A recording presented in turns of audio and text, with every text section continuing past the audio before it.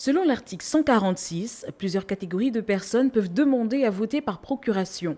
De manière générale, des citoyens empêchés pour des raisons professionnelles ou familiales. Il s'agit notamment des électeurs éloignés de leur circonscription pour des raisons justifiées, des personnes malades, des femmes en couche ou des personnes vivant avec un handicap, incapables de se déplacer le jour du scrutin et des détenus en détention préventive ou purgeant une peine n'entraînant pas d'incapacité électorale. Ces dispositions garantissent une participation inclusive et équitable au processus électoral.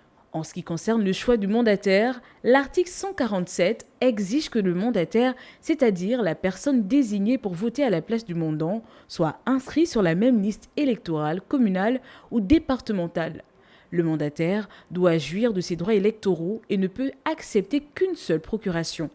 Ces restrictions visent à prévenir les abus et à assurer la transparence du vote. Selon l'article 148 du Code électoral, les formulaires de procuration qui sont fournis par le ministère de l'Intérieur peuvent être retirés auprès des commissions électorales locales, consulaires ou à titre exceptionnel directement auprès des services du ministère. L'article 149 dispose qu'une fois le formulaire rempli, il doit comporter des informations précises sur le mandant et le mandataire, nom, prénom, date et lieu de naissance, domicile, circonscription électorale et numéro d'identification personnelle. Ces documents doivent être remis à la commission électorale compétente, accompagnés des pièces d'identité et des cartes d'électeurs des deux parties. Après vérification, la commission délivre la procuration au mandataire ou notifie, le cas échéant, un refus motivé. Le mandataire se rend au bureau de vote avec sa carte d'électeur, celle du mandant ainsi que la procuration. Selon les dispositions de l'article 150, à son arrivée, il reçoit une enveloppe accolée pour voter et doit signer la liste d'émargement au nom du mandant.